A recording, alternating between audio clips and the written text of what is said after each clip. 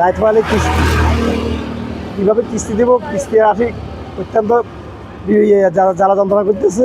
আমরা চাই যদি দাম বাড়ায়, দাম বাড়াক, আমাদের কষ্ট দিয়েন না, আমাদের আর কষ্ট দিয়েন না, দাম বাড়ান, আপনি 24 ঘন্টা চালান, আমাদের সমস্যা, আমরা বেশি দিয়ে নেবো, আমরা বেশি বিক্রি করবো, বেশি দিয়ে কিনবো, বেশি দিয়ে বিক্রি করবো, সমস্যা নেই। কিন্তু আমাদের আর কষ্ট দিন না, রাস্তা শোয়েন না, বউ বাচ্চা তুই আমরা রাস্তা গ্যাস পাম্পে সিরিয়াল দিয়ে শুয়ে থাকি।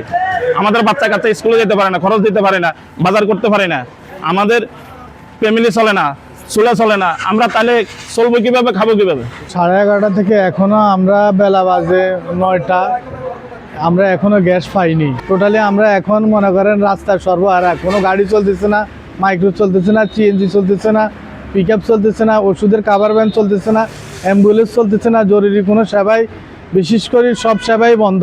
আজকে 3 দিন লাইনে গ্যাস নাই, মানুষ খুব কষ্ট করতেছে, আমাদেরকে খুব জ্বালা যন্ত্রণা দিতেছে। আর লাইনে গ্যাসটা আমরা কতদিন দেবো, আমাদেরকে মানুষ হরানি করতেছে। মানুষ বলতেছে আমাদের লাইনে গ্যাস আছে, আমরা দিতেছি না। এগুলো মানুষ বিশ্বাস করে না। আর সরকারের প্রতি একটা আবেদন, লাইনগুলো গ্যাস দেখে মানুষ খুব কষ্ট করে যায়। 3 দিন না খায় হয়ে দিয়েছে, সিএনজিগুলো লাইনে পড়ে দিয়েছে।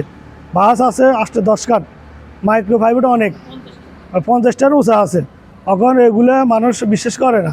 আর আমরা কী করা, আমাদেরকে হচ্ছে অত্যাচার করতে এই ড্রাইভাররা। এখন আমরা খুব জ্বালা যন্ত্রণা যা আছি, আমরা হারিনে ফার্ম বন্ধ করে চলে দিতাম।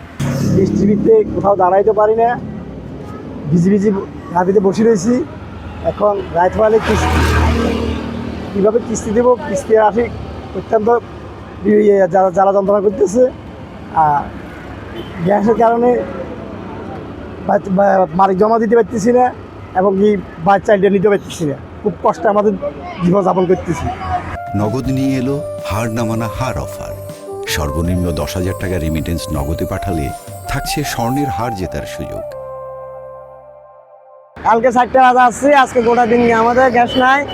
রাতকে বলতেছে ভাইয়া কী সমস্যা, গ্যাস দিচ্ছে 1টা বাজে, গোটা দিন গ্যাস নাই। 1টা বাজে গ্যাসগুলো কোত্থেকে আসে সেটা আমরা জানতে চাই। যদি আমাদের সরকার যদি দাম বাড়াতে চাই, অবশ্যই আমাদের দাম বাড়াবে। আমাদের কিস্তি আছে, আমাদের সমস্ত গাড়ি এগুলো কিস্তির উপর, কিস্তি এলে আমাদের গাড়ি আটকে লাগতেছে।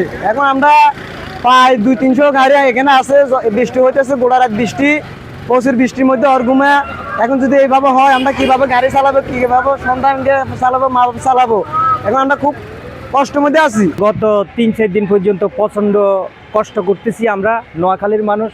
আর বিশেষ করে গত রাত্রে থেকে আমি এই পর্যন্ত বসা, প্রায় 12 থেকে 14 ঘন্টা। আমার চোখের অবস্থা দেখছেন। গতকালকে তেল নিয়ে ঢাকাতে গেছি, আমাদের এক যাত্রীরা নামাই দিয়ে আসছি। তো উনি ভাড়া কত বেশি দিব ভাইয়া বলেন? আমরা তো ভাড়ায় চালাই, তেলে চালাই কি মানে পোষায়?